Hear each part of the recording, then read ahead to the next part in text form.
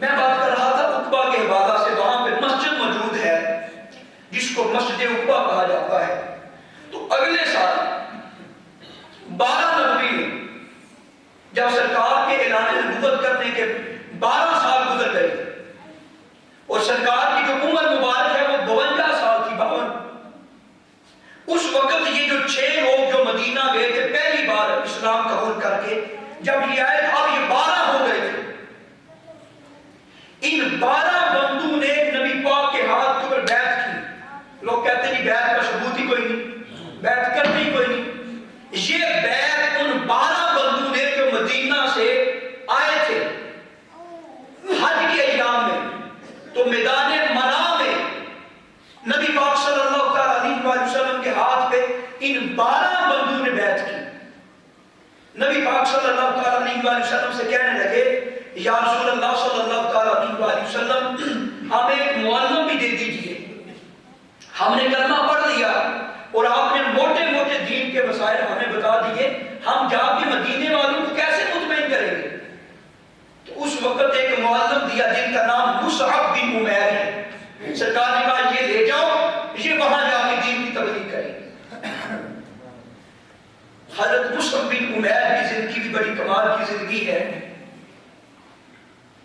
اب وہ ہستی تھی کہ اسلام سے پہلے آپ کی والدہ عرب بھر میں اعلیٰ لباس خرید کے آپ کو پہناتی اور اعلیٰ ترین کی خوشبو مکا کے آپ کو دیتی، اور سرکار کی ذات اس بندے پہ اتنی راضی تھی، سرکار دیکھتے تو روتے تھے، کہتے تھے یہ میرا مصعب ہے، جس وقت اسلام میں نہیں آیا تھا اس کی ٹھاٹ اتنی تھی کہ اس جیسے سونے کپڑے پورے مدینہ مکے میں کوئی نہیں پہنتا تھا۔ جب سے اس نے اسلام قبول کیا ہے اس کو سطر ڈھکنے کے لیے مکمل کپڑا نہیں مل رہا، اور جب انتقال ہوا تو کفن پورا نہیں ملا۔ سرکار فرمایا کرتے تھے یہ وہ شخص ہے جس نے اسلام کی خاطر سب کچھ چھوڑ دیا۔ تو یہ مصعب بن عمیر سرکار صلی اللہ علیہ وسلم نے ان 12 بندوں کے ساتھ بھیجے، اور اسلام کی تاریخ میں بیعت عقبہ اولیٰ کے نام سے اس کو یاد کیا جاتا ہے، اور اسلام کی تقریباً یہ سب سے پہلی بیعت ہے جو نبی پاک کے ہاتھ کے اوپر اہل مدینہ نے کی۔ اب یہ 13 بندے، 12 یہ اور 13 حضرت مصعب بن عمیر یہ مدینہ چلے گئے اور مدینہ جا کے دین کی تبلیغ کرنا شروع کر دی۔ اور حضرت مصعب بن عمیر کے بارے میں روایات میں آتا ہے آپ ایک ایک گھر میں داخل ہوئے، وہاں جا جا کے ان کو قرآن سکھاتے اور وہاں جا جا کے ان کو دین کی باتیں بتاتے۔ حضرت مصعب بن عمیر کی محنت سے مدینہ منورہ کی ہر طرف کی بہاریں ہی بہاریں ہوئی، جس کی صورتحال یہ تھی۔ یہ قبیلہ حضرت کے لوگوں کا میں نے آپ کو بتایا تھا، قبیلہ اوس کا جو سردار تھا سعد بن معاذ، ان کے پاس گئے مصعب بن عمیر اور ان کو دلائل کے ساتھ قرآن کی آیتیں پڑھ کے اس بات کے اوپر یقین دلایا کہ سارے نبیوں سے جو آخر میں نبی آنے والے ہیں جن کی خاطر دنیا کائنات سجائی گئی ہے وہ نبی محمد مصطفیٰ ہیں، اور ان پر ایمان لے آؤ۔ انہوں نے اسلام قبول کر لیا۔ وہ اوس قبیلے کے سردار تھے اور سب سے زیادہ علم و عمل والے تھے۔ جب پورے قبیلے نے دیکھا کہ ہمارے سردار نے اسلام قبول کر لیا ہے تو سارے کا سارا جو مدینے میں قبیلہ تھا اوس کا وہ سارا مسلمان ہو گیا۔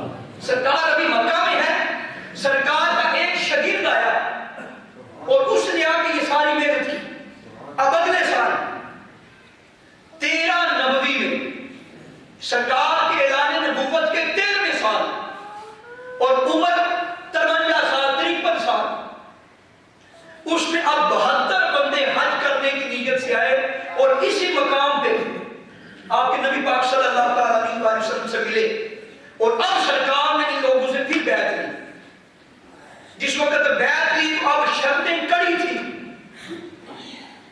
تو وہ مدینہ والے کہنے لگے یا رسول اللہ یہ بڑی زیادتی کرتے ہیں آپ کے اوپر، ہم آپ کو دعوت دیتے ہیں آپ آ جائیں ہمارے پاس، ہم ہر طرح کی حفاظت کریں گے۔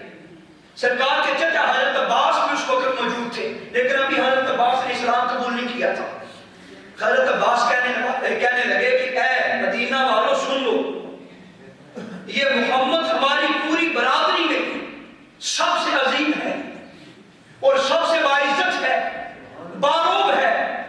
اس کی شخصیت پر اثر ہے اور ان کو کبھی کوئی گزن کوئی تکلیف نہ آنے دے. آپ ان کو آنے کی دعوت تو دے رہے ہو, ان کی حفاظت کا ذمہ بھی لیتے ہو.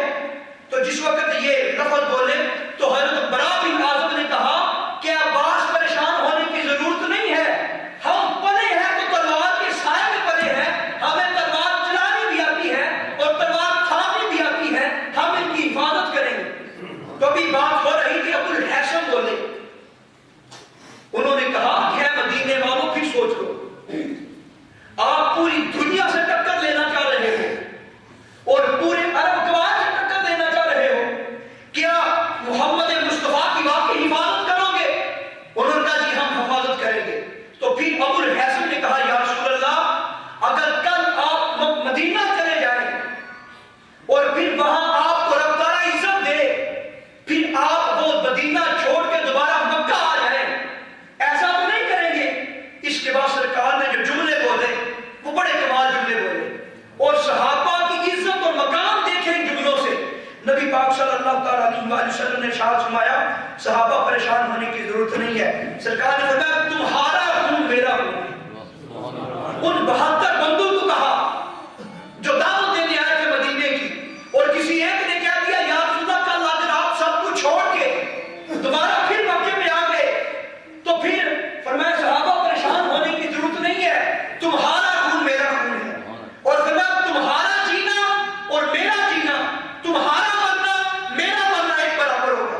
اور سرکار نے آگے فرمایا تم مجھ سے ہو میں تم لوگوں سے.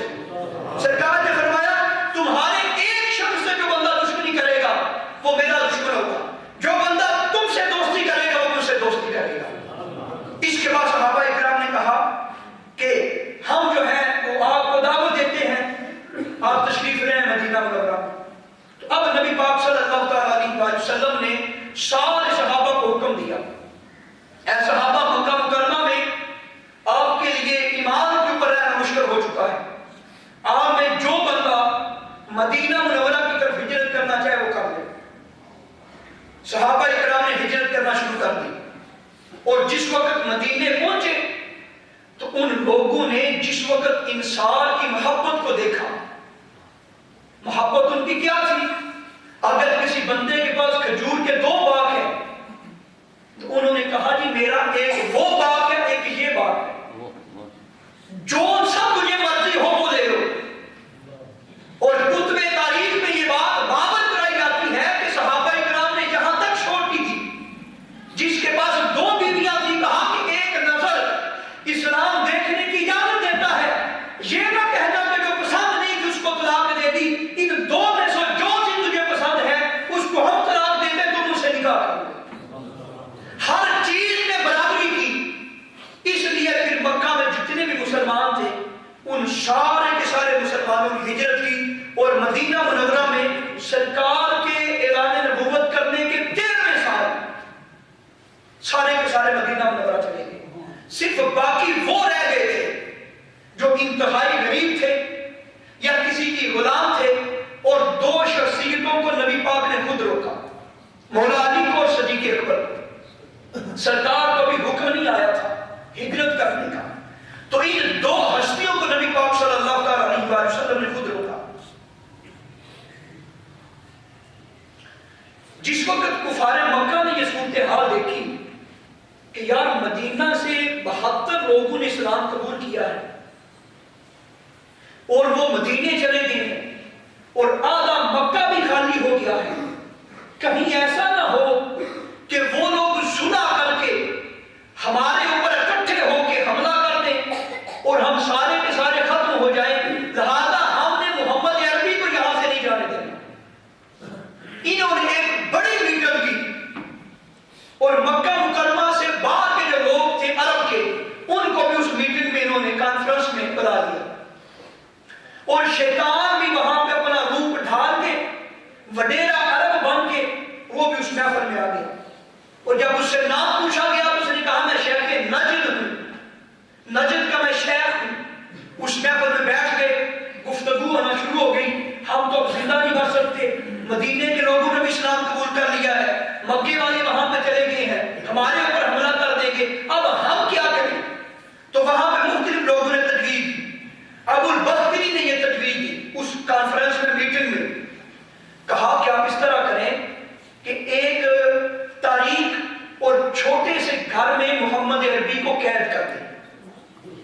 اور ایک سوراخ کے ذریعے ان کو کھانا پانی دیتے رہیں اور زندگی کے ایام جتنے بھی ہیں اس طرح ان کے گزر جائیں گے اور وہاں پہ نعوذ باللہ ان کا انتقال ہو جائے گا۔ تو وہ جو شیطان بوڑھا شخص بن کے آیا تھا اس نے کہا نہیں یہ مشورہ آپ کا درست نہیں ہے، اگر محمد عربی کے کسی ایک بھی غلام کو صحابی کو پتا چل گیا کہ فلاں مقام پہ آپ نے قید کیا ہے، وہ جان کی بازی لگا کر کے بھی ان کو نکال کے لے جائیں گے، لہذا یہ طریقہ درست نہیں ہے، کوئی اور رائے تھے۔ پھر ابو الاسود ربیع نے یہ تجویز دی کہ میں کہتا ہوں کہ ان کو یہاں مکہ سے نکال دیا جائے، جب مکہ سے چلے جائیں گے ہمارے لوگوں کو قرآن کی آیتیں پڑھ کے نہیں سنائیں گے، ہمارے لوگ مسلمان نہیں ہوں گے، ہماری جان چھوٹ جائے گی، لہذا ان کو مکہ سے نکال دیا جائے۔ تو شیطان پھر بولا جو بوڑھے شخص کی شکل میں تھا، کہا یہ بھی غلط ہے، اگر محمد عربی کو آپ بھیج دیتے ہیں آپ لوگوں کو علم نہیں ہے کہ اس کی زبان میں کتنی تاثیر ہے اور کتنی اس کی زبان میں مٹھاس ہے، وہ جس بھی علاقے میں جا کے قرآن سنائے گا سارے لوگ مسلمان ہو جائیں گے اور پھر سارے مل کے مکے کے اوپر حملہ کریں گے، آپ لوگوں کا کیا بنے گا؟ انہوں نے کہا بالکل ٹھیک ہے۔ پھر تیسرے نمبر پہ ابو جہل نے کہا کہ میری تجویز سب کو پسند آئی، اس نے کہا کہ میں تم کو یہ مشورہ دیتا ہوں کہ ہم سارے عرب قبیلوں میں سے ایک ایک بندہ تلوار لے اور سارے مل کے محمد عربی صلی اللہ علیہ وسلم کو نعوذ باللہ شہید کر دیں، قتل کر دیں، اور پھر بنو ہاشم ہم سب قبیلوں سے لڑ نہیں سکیں گے تو ہمیں فدیہ دینا پڑے گا، وہ 100 اونٹ ہے تو ہم 100 اونٹ دے دیں گے، معاملہ ختم ہو جائے گا، محمد عربی نہیں رہیں گے تو پیچھے ان کے صحابہ بھی نہیں رہیں گے۔ شیطان نے کہا جی یہ مشورہ سب سے بہتر ہے، سب سے بہتر یہ رائے ہے۔ اب اس کے اوپر عمل درآمد شروع ہو گیا، یہ فیصلہ طے ہو گیا کہ سارے عرب قبیلے والے تلوار لیں اور محمد عربی کے گھر کا محاصرہ کریں۔ اس سے قبل نبی پاک صلی اللہ تعالیٰ علیہ وسلم کو بھی حکم آ گیا تھا کہ ابو اب ہجرت کریں آپ مدینہ کی طرف، تو حضرت صدیق اکبر کے گھر میں دوپہر کے وقت سرکار جس وقت گئے تو حضرت صدیق اکبر کہنے لگے میں بڑا پریشان ہوا کہ اس وقت تو سرکار کبھی بھی نہیں آئے، اس وقت آئے ہیں تو یقیناً کوئی پریشانی کی بات ہے، تو آپ نے بتایا کہ ہجرت کا حکم آ گیا ہے اور کافروں نے یہ پلاننگ بنائی، اور صدیق اکبر سے کہا کہ آپ 2 اونٹنیاں جو ہیں وہ لیں اور پھر ان کے اوپر سفر کریں۔ صدیق اکبر رضی اللہ تعالیٰ عنہ نے 2 اونٹنیاں پالنا شروع کر دی اور پھر راستے کا بھی، اور وہ جو بندہ جو مدینے تک خفیہ راستہ جانتا تھا اس بندے کا بھی ارینج کر دیا اور ساری پلاننگ بن گئی، اور سرکار نے بتایا کہ فلاں مقام کے اوپر ملو گے، اور ادھر مولا علی پاک کو فرمایا کہ آدھے بندوں کی امانتیں میں نے واپس کر دی ہیں اور کچھ بندوں کی امانتیں بھی باقی ہیں، تم دے دینا اور پھر دے کے تم بھی مدینے آ جائے۔ اور سارے کے سارے کافروں نے تلواریں لی اور سرکار کے گھر کا محاصرہ کر دیا، اور ادھر نبی پاک صلی اللہ تعالیٰ علیہ وسلم نے گھر سے نکلے، سورہ یاسین پڑھی اور ہاتھ میں سرکار نے مٹی لی اور پھونک ماری اور ان کے سروں کے اوپر رکھتے گئے سرکار، کسی کو پتہ نہیں چلا سرکار نکلے ہیں کہ نہیں نکلے، اور پھر دور سے کسی بندے نے یہ منظر دیکھا اور آپ بتایا سرکار تو جا رہے ہیں، جن کی خاطر تم یہاں جمع ہو وہ جا رہے ہیں۔ صدیق اکبر بھی آگے جو مقام طے تھا، اور پھر کرتے کرتے جس وقت غار ثور کے قریب پہنچے تو سرکار کے مبارک پاؤں سے خون بہنا شروع ہو گیا، انتہائی نگوناظر تھے۔ صدیق اکبر نے اپنے مبارک کندھوں کے اوپر اٹھا لیا اور سرکار نے جب مبارک کندھوں پہ تشریف فرما تھے، اور غار ثور کی چڑھائی اتنی عجیب تر چڑھائی ہے کہ آج بھی کوئی جوان بندہ نہیں چڑھ سکتا، آسانی کے ساتھ آج بھی کوئی بندہ غار ثور پہ آسانی کے ساتھ تنہا بندہ نہیں چڑھ سکتا، اور صدیق اکبر کی جرأت دیکھیں، سرکار کو اپنے کندھوں کے اوپر بٹھا کے غار ثور میں لے گئے۔ اب یہاں پہ آپ کو ایک اور بات عرض کرنا چاہتا ہوں، ہمارے بھی بعض سنی بات اس بات کی طرفداری کر دیتے ہیں کہ مولا علی رضی اللہ تعالیٰ عنہ کا درجہ تمام صحابہ سے بڑا ہے، ہم مولا علی کے کوئی منکر نہیں ہے، لیکن جو ترتیب اللہ کے نبی نے دی ہے اس ترتیب کے مطابق چلنا چاہیے۔ ہم سرکار کے نوکر ہیں اور قرآن کے تابع دار ہیں، جس طرح سرکار لے کے چلے اس طرح ہمیں چلنا چاہیے۔ سرکار اپنے بعد اگر کسی کو مسئلہ امامت میں کھڑے کرتے وہ صدیق اکبر تھے، اور سرکار اپنے بعد اگر کسی کو فیصلہ کرنے والا منتخب کرتے تو صدیق اکبر تھے۔ سرکار صلی اللہ علیہ وسلم نے ایک عورت کو فیصلہ سنایا میں پھر آؤں گی اور پھر آپ سے فیصلہ کراؤں گی ایک اور کام میں. تو سرکار نے فرمایا ٹھیک ہے. وہ کہنے لگی یا رسول اللہ اگر آپ مجھے نہ ملے, آپ کا وصال ہو گیا تو میں کس کو ملوں؟ سرکار نے یہ نہیں فرمایا مولا علی کو ملنا, فرمایا صدیق اکبر کو ملنا. یہ کس بات کی طرف اشارہ ہے کہ میں اپنا نائب اپنے بعد افضل ترین کس کو چھوڑ کے جا رہا ہوں؟ صدیق اکبر کو. اور میں اس مسئلے کو واضح کرنا چاہتا ہوں ایک مثال سے. نبی پاک صلی اللہ تعالی علیہ وسلم جس وقت فتح مکہ ہو جاتا ہے اور مکے میں 360 بت ہیں, مولا علی کو حکم دیتے ہیں کہ اے علی یہاں پہ سوار ہو اور بتوں کو ختم کر دو. مولا علی کہنے لگے یا رسول اللہ میں یہ جرت نہیں کر سکتا کہ آپ کے مبارک کندھوں کے اوپر میں سوار ہوں. تو نبی پاک صلی اللہ علیہ وسلم نے کیا جواب دیا؟ فرمایا اے علی نبوت کا بھار تم نہیں اٹھا سکتے. یہ نبی پاک نے فرمایا اے علی تم نبوت کا بھار نہیں اٹھا سکتے, اس لیے میرے اوپر چڑھو اور پھر بتوں کو گراؤ. اب دیکھو صدیق اکبر کا حوصلہ, جس نے ایک گھنٹے کی مسابقت نبوت کا بھار یہاں سے اٹھا کے غار سور تک لے گئے. معلوم ہوا نبی نے یہ واضح کر دیا نبوت کا وزن علی نہیں اٹھا سکتے, صدیق اکبر اٹھا سکتے ہیں. تو یہ کہنا ہی غلط ہے کہ سب سے افضل صدیق مولا علی ہے, مولا علی کا بڑا مقام ہے. لیکن اسلام نے جو اصول دیا ہے وہ یہ دیا ہے کہ سرکار کے بعد میں ہر روز خطبے میں بھی یہی کہتا ہوں اور سارے عالم خطبے میں یہی کہتے ہیں افضل البشر بعد الانبیاء ابو بکر صدیق, عمر الخطاب, عثمان بن عفان, علی بن ابی طالب. یہ پہلے نبیوں کے بعد سب سے افضل جو ہے وہ صدیق اکبر ہے, پھر حضرت عمر ہے, پھر عثمان غنی ہے, پھر مولا علی ہے. تو یہ حقیقت حال تھی جو آپ کے سامنے رکھنی تھی. تو غار سور میں اب بھی تقریباً 1.5 گھنٹے کی مسافت ہے نیچے سے لے کے اوپر تک, اور وہ بھی جوان ہیکل قوت والا, اور نیچے اس نے کوئی شوز بھی اچھے پہنے ہو تو پھر غار سور کے اوپر وہ جا سکتا ہے.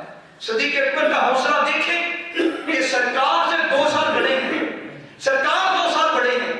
اپنے سے چھوٹے کو اٹھانا آسان ہوتا ہے, اپنے کو بڑے سے اٹھانا مشکل ہوتا ہے. اور پھر چڑھائی چڑھنا, اور چڑھائی بھی ایسی چڑھنا کہ تنہا بندہ گرنے کا خطرہ رکھتا ہے.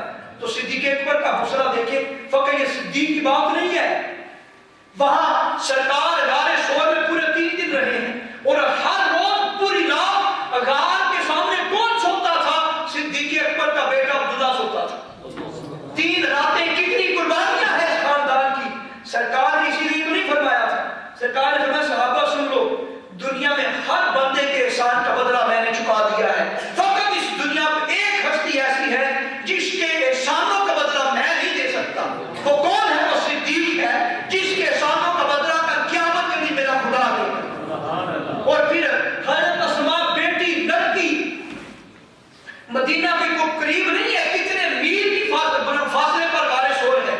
ہر روز حضرت اسماء بنت ابی بکر اپنے گھر سے کھانا تیار کرتی اور کھانا تیار کر کے سرکار کی بارگاہ میں غار سور میں جا کے دے کے آتی. اور پھر آپ کا غلام عامر بن فہیرہ وہ اس غار کے ارد گرد 3 دن بکریاں چراتا رہتا اور بات کی خبر سرکار کو دیتا, اور پھر سرکار کو بکریوں کا دودھ پیش کرتا. صدیق اکبر کی کتنی قربانیاں ہیں اس ساری ہجرت کے راستے میں, اور پورے صحابہ میں جتنی قربانیاں صدیق اکبر کی ہیں اتنی کسی کی نہیں ہے. پھر انشاءاللہ فجر کے درس میں یا عشاء کے درس میں ہم درجہ بدرجہ سرکار عالم صلی اللہ علیہ وسلم کی سیرت کو سماعت کر لیں گے. الحمدللہ اللہ رب العزت نے ہمیں یہ توفیق عطا فرمائی کہ ہم نے سرکار کی ابتدا سے لے کے سرکار کی ہجرت تک, یعنی جہاں پہ مکی دور ختم ہوا, اب یہاں پہ مکی دور سرکار کا ختم ہوا, آگے ہجرت اور مدنی دور ہے. اور دراصل مکی دور مشقتوں کا دور تھا, تکلیفوں کا دور تھا, اور مدنی دور وہ دور ہے کہ جس میں عزتیں اور شانیں ہی شانیں ہیں. اور کبھی وہ دور تھا سرکار نے 4 سال لگاتار دین کی تبلیغ کی, بمشکل 40 بندوں نے اسلام قبول کیا. اور جب سرکار مدینہ میں گئے تو ایک دن میں ہزاروں بندے آپ اسلام قبول کرتے تھے اور جانا بھی نہیں پڑتا تھا. اور ہمیں کیا سمجھ آئی کہ انسان محنت کرے بعد میں پھل ملتا ہے. قرآن بھی کہتا ہے ان مع العسر یسرا, کہ تنگیوں کے بعد آسانیاں آتی ہیں. ہم کہتے نہیں جی ہم پہلے ہی افسر بن جائیں, ہم محنت نہ کریں, ہم کسی اعلیٰ نوکری پہ چڑھ گئے, ہم کاروبار نہ کریں اور پہلے ہمیں فضیلت ملے. بندے کو پہلے تلیوں سے گزرنا پڑتا ہے. ہم پہلے کتنی زیادتی کرتے ہیں زمین کے ساتھ, اس کا سینہ چاک کرتے ہیں ہل چلا کے, پھر زمانے بھر کی گندگی اس زمین کے اوپر ڈالتے ہیں. جب یہ ساری چیزیں زمین مشقت برداشت کرتی ہے پھر ہمیں پھل دیتی ہے, پھر ہمیں اناج دیتی ہے. اور حقیقت میں انسان کو یہ درس دے رہی ہے, دیکھ کہ میں پہلے تکلیف برداشت کرتی ہوں, پھر مجھے اللہ پاک ہے وہ عزت دیتا ہے, اور پھر اے انسان تو میرا محتاج ہوتا ہے. اسی طرح جو صبح سویرے تہجد کے وقت اٹھ کے آ کے مسجد میں نماز پڑھتے ہیں اور سردی میں وضو کرتے ہیں اور سامنے سود کا کاروبار ہو چھوڑتے ہیں اور اپنے یاروں کی محفلیں چھوڑ کے رب کی یاد میں آتے ہیں اور دنیا کی رنگینی محفلوں کو چھوڑ کے قرآن اور ایمان اور دین کی محفل میں آتے ہیں. بظاہر یہ مشقت ہے, لیکن جب آنکھ بند ہوگی تو تب اس مشقت کے اوپر آسانی ملے گی. اللہ پاک عمل کی توفیق